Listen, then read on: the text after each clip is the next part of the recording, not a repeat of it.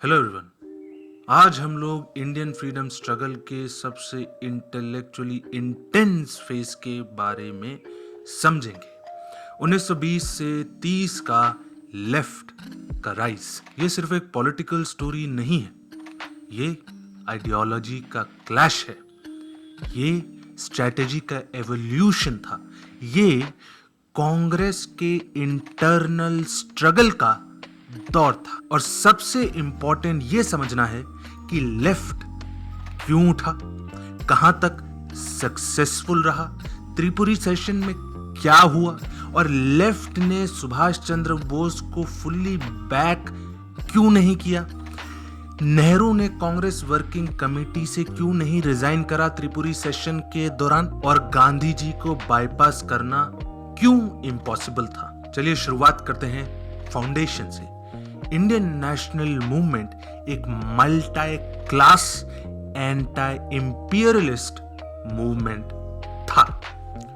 1919 में चालू हुआ नॉन कॉपरेशन मूवमेंट 1922 में विड्रॉ हो गया और कारण था चौरी चौरा इंसिडेंट यूपी का, जिसमें एक पुलिस स्टेशन को जला दिया गया।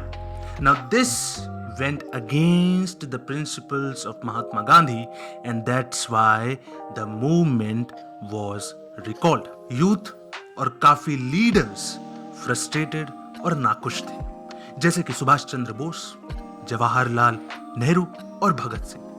उन्होंने सोचा कि मूवमेंट पीक पर था और फिर रुक गया। गांधी जी की रिस्पेक्ट कम नहीं हुई, लेकिन हाँ इम्पेशंस बढ़ गया। उसी टाइम के अराउंड थोड़ा सा पहले रशिया में हुआ था रशियन रेवोल्यूशन ऑफ 1970। जार को हटा दिया गया, बोल्शेविक्स पावर में आ गए और वर्कर्स और पेजेंट्स के नाम पर एक सोशलिस्ट राज बना। इंडियन यूथ ने देखा एम्पायर गिर सकता है, वर्कर्स पावर में आ सकते हैं और रेवोल्यूशन रियल होता है। इसका इंपैक्ट साइकोलॉजिकली इनॉर्मस था। इसके बाद आता है the great depression of 1929। Agricultural prices गिर गए, पेजेंट्स कर्जे में आ गए और लगान देना मुश्किल हो गया और वर्कर्स भी अनएम्प्लॉयड हो गए। अब स्ट्रगल सिर्फ पॉलिटिकल नहीं रहा, अब सवाल land redistribution, rent reduction, economic exploitation और कैपिटलिस्ट सिस्टम पे था, जो उस इकोनॉमिक एक्सप्लॉयटेशन का मूल रूप से जिम्मेदार माना गया। और यहीं से लेफ्ट आइडियोलॉजी हिंदुस्तान में एक फर्टाइल ग्राउंड को पाता है। 1925 में कम्युनिस्ट पार्टी ऑफ इंडिया बनी और कम्युनिस्ट का क्लियर स्टैंड था, ब्रिटिश इंपीरियलिज्म सिर्फ और सिर्फ एक पॉलिटिकल डोमिनेशन नहीं है, ये कैपिटलिस्ट एक्सप्लॉयटेशन का स्ट्रक्चर है। और आजादी बिना इकोनॉमिक इक्वालिटी के नहीं मिल सकती। हम अपने खुद के डीपीएसपी यानी कि directive principles of state policy को भी देखें तो इट इंश्योर्स इकोनॉमिक इक्वालिटी, क्योंकि पॉलिटिकल इक्वालिटी तो संविधान के बाकी आर्टिकल्स ने लगभग इंश्योर या फिर किसी तरीके से प्रोटेक्ट कर ही रखी है। आर्टिकल 39 सब क्लॉज भी कहता है कि देश के रिसोर्सेस, चाहे वो जमीन हो, पैसा हो, इंडस्ट्रीज हो और प्रोडक्शन के साधन, उसका फायदा ज्यादा से ज्यादा लोगों को मिलना चाहिए। लेकिन आज की सिचुएशन तो आप देख ही रहे हैं। आर्टिकल 39 सब क्लॉज सी पे जाएं, अगर हम आर्टिकल 39 सब क्लॉज सी पे जाएं तो it says the state shell prevent the concentration of wealth. लेकिन स्टोरी आपके सामने ही है। अब कई लोग कहेंगे कि सिस्टम तो यही है, ऐसा ही चलता आ रहा है, ऐसा ही चलता जाएगा, यह आज से थोड़ी ना हो रहा है। तो उनके लिए मेरा ये एक सवाल है कि जब आप आर्टिकल 44 यानी कि यूनिफॉर्म सिविल कोड को इतना बड़ा चढ़ा के पॉपुलराइज करते हैं, मीडिया बात करती है दुनिया भर की, अरे भाई आर्टिकल 39 सब क्लॉज बी और सब क्लॉज सी भी तो उसी संविधान का अंग है, तो उनसे इतना भेदभाव क्यों? जाति और धर्म पे आप लोग तो करते ही हो, तो आर्टिकल्स को तो कम से कम छोड़ दो यार।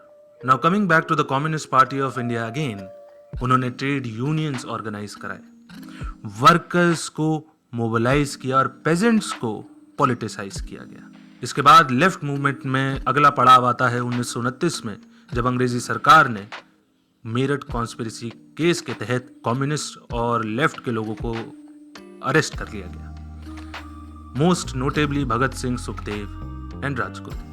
चार्ज था वायलेंट रेवोल्यूशन, लेकिन पब्लिसिटी मिल गई और मार्क्सिज्म पब्लिक डिस्कोर्स में डिस्कस होने लगा। इसके बाद 1930 में पेजेंट्स मोबिलाइज हुए, हाई रेंट, डेट, जमींदारी, एक्सप्लॉयटेशन एटसेट्रा। और फिर आते हैं 1936 में स्वामी सहजानंद सरस्वती, जिन्होंने ऑल इंडिया किसान सभा बनाई। अब देखिए, उस समय के जो गुरु थे, सनातन धर्म से जुड़े हुए जो बाबा थे या स्वामी थे, they were more active in the social sector. Look at Swami Vivekanand and his appeal. Look at Swami Sahajanand Saraswati and his work. Look at Arya Samaj. Arya Samaj में कई लोग मेरे से डिसएग्री हो सकते हैं, but there are certain minor nuances which needs to be discussed with respect to Arya Samaj and Swami Dayanand Saraswati. Now look at the quality of the social reformers from the Sanatan Dharma back then and today. All India किसान सभा की demands थी, लगान को कम करो, date relief दो और जमींदारी को खत्म करो। लेफ्ट ने पेजेंट्स को नेशनल मूवमेंट में इंटीग्रेट किया और नेशनल मूवमेंट का सोशल बेस वाइडर हो गया। इनके एफर्ट्स के द्वारा ट्रेड यूनियंस एक्सपैंड हुई, स्ट्राइक्स हुई। उदाहरण के तौर पर बॉम्बे में 1946 में जब RIN royal Indian navy ratings mutiny हुई, तो बॉम्बे के कई वर्कर्स ने औजार उस दिन नीचे रख दिए। There were wide spread strikes all over Bombay. Left ने क्लास कॉन्शियसनेस स्प्रेड करी और इंपीरियलिज्म को कैपिटलिज्म से लिंक किया। Now you have to understand, try to focus. They linked each other. Now if you visualise it, it's a straight line and there are two arrows, which means one reinforces the other. It's not like imperialism only causes the capitalism or the capitalism causes the imperialism. It's a two-way flow. और अब freedom struggle का economic dimension visible हो चुका। अब इससे हुआ क्या? Marxism universities में डिस्कस होने लगा, यूथ लीग्स एक्टिव हुई और जवाहरलाल नेहरू ओपनली सोशलिज्म की बात करने लगे और सुभाष चंद्र बोस मिलिटेंट रूट के सपोर्टर बने। इसके बाद कांग्रेस के अंदर ही एक लेफ्ट ब्लॉक तेजी से इमर्ज हो रहा था। इसके बाद the major national movement of India, civil disobedience movement, was withdrawn in 1934। अब लेफ्ट के सामने एक डायलेमा था, या तो वो कांग्रेस के अंदर रहे और या फिर बाहर रहकर अपनी इन्फ्लुएंस को बढ़ाए। लेकिन अगर वो कांग्रेस से बाहर जाते तो वो एक पॉलिटिकल सुसाइड होता, क्योंकि मास मोबिलाइजेशन कांग्रेस के थ्रू ही पॉसिबल था। इसलिए स्ट्रेटेजी चेंज हुई, कम्युनिस्ट कांग्रेस के अंदर आ गए और कांग्रेस सोशलिस्ट पार्टी बनी, जिसके कुछ लीडर्स थे आचार्य नरेंद्र देव और जयप्रकाश नारायण। ये एक टैक्टिकल रियलिज्म था। अब लेफ्ट की बात हो रही है और एक बहुत ही इंपॉर्टेंट पर्सनैलिटी की बात ना हो तो ऐसा कैसे हो सकता है? M.N. Roy, a revolutionary intellectual, the first one to propose the idea of a constituent assembly for India in 1934, which was later picked up by the Congress. इन्होंने मेक्सिको में कम्युनिस्ट पार्टी बनाई, कॉमिंटर्न के लीडर भी बने और regarding the question of communist उन्होंने कुछ ऐसा कहा। उन्होंने कहा कि कम्युनिस्ट बूर्जुआ से अलग नहीं हो सकते, नेशनल मूवमेंट्स कॉम्प्लेक्स होते हैं, इसलिए कम्युनिस्ट को आइसोलेटेड नहीं रहना चाहिए। इसके बाद इनके कॉमिंटर्न से भी आइडियोलॉजिकल डिविजन्स हो गए और ये एक इंडिपेंडेंट रेडिकल थिंकर बने। लेकिन लेफ्ट नेशनल मूवमेंट को रेडिकलाइज तो कर सकता था, लेकिन डोमिनेट नहीं कर सकता था, क्योंकि गांधी का मास इन्फ्लुएंस अनमैच्ड था। ये एक स्ट्रक्चरल रियलिटी थी। अब आते हैं ड्रामेटिक फेस पर। सुभाष चंद्र बोस 1939 के त्रिपुरी सेशन में इलेक्ट हुए विद अ नैरो मार्जिन और गांधी सपोर्टेड कैंडिडेट डिफीट हो गया और इसमें लेफ्ट ने बोस को सपोर्ट किया। उनको लगा कि सुभाष चंद्र बोस मिलिटेंट स्ट्रगल को पुश करेंगे। अब क्राइसिस स्टार्ट होती है। सुभाष चंद्र बोस ने कांग्रेस वर्किंग कमेटी को रीस्ट्रक्चर करना चाहा which was the discretion of the president, लेकिन उन्होंने पुराने लीडर्स के नेशनलिस्टिक क्रेडेंशियल्स को ओपनली क्रिटिसाइज किया, जिसके कारण जो व्यक्ति गांधी को सपोर्ट करते थे और कांग्रेस वर्किंग कमेटी में थे उन्होंने रिजाइन कर दिया। लेकिन अब नेहरू क्या करे? वो बोस के आइडियोलॉजिकली क्लोजर थे, लेकिन वो गांधी की जजमेंट को भी फुल्ली ट्रस्ट करते थे।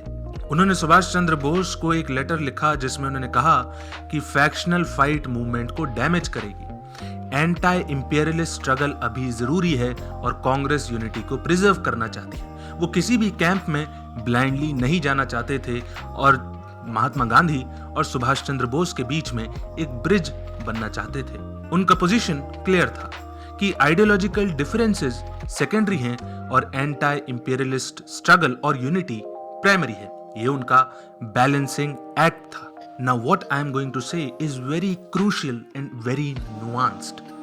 लेफ्ट ने सुभाष चंद्र बोस को इलेक्शंस में तो जरूर मदद करी, लेकिन जब क्राइसिस आई तो फुल्ली बैक नहीं किया। ऐसा क्यों? पहला, अगर कांग्रेस स्प्लिट होती तो नेशनल मूवमेंट वीक हो जाता।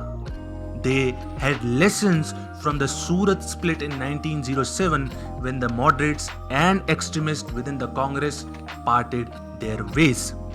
Second, बोस महात्मा गांधी को अलग करके नेशन वाइड एक मास स्ट्रगल को लॉन्च नहीं कर सकते थे, ऐसा उनका मानना था। इसलिए उन्होंने सुभाष चंद्र बोस को अनकंडीशनल सपोर्ट नहीं दिया। अब इससे हुआ क्या? सुभाष चंद्र बोस रिजाइन कर देते हैं, अपना एक फॉरवर्ड ब्लॉक बनाते हैं 1939 में, उसी साल में, और कांग्रेस स्प्लिट होने से बच जाता है। अब आते हैं the final judgement on the outcomes of the left during our national movement. उन्होंने सोशलिस्ट डिस्कोर्स को मेन स्ट्रीम बनाया, पेजेंट्स और वर्कर्स को मोबिलाइज और पॉलिटिसाइज किया, इकोनॉमिक जस्टिस को सेंट्रल एजेंडा बनाया, लेकिन वो हेजिमनी नहीं पा पाए, गांधी जी की सेंट्रलिटी को रिप्लेस नहीं कर पाए और नेशनल यूनिटी फ्रेमवर्क को ओवरराइड भी वो नहीं कर पाए। And at the end of the national movement when the first general elections happened, they managed to win 16 seats, which means they were now limited to very few pockets of the modern India, like Bengal, Kerala. And this is also a coincidence. These are the states where land redistribution happened very, very efficiently. उन्होंने Britishers को directly defeat तो नहीं किया, लेकिन हाँ, उन्होंने national freedom struggle को एक इंटेलेक्चुअल डेप्थ दी और पोस्ट इंडिपेंडेंट इंडिया के लिए सोशलिस्ट इमेजिनेशन क्रिएट करी। So that's it with this video, and this is me first time appealing to you guys to share it with friends और family if you like and if you are comfortable. Just to give you an example, जैसे government जो होती है वो usually SME, small and micro enterprises को support करती है, the budding entrepreneurs. उसी तरीके से you also support small and medium creators, just to give it a short form, SMCs, right? Now take care of yourself, your family, keep smiling, have a great, loving, peaceful and a wonderful day.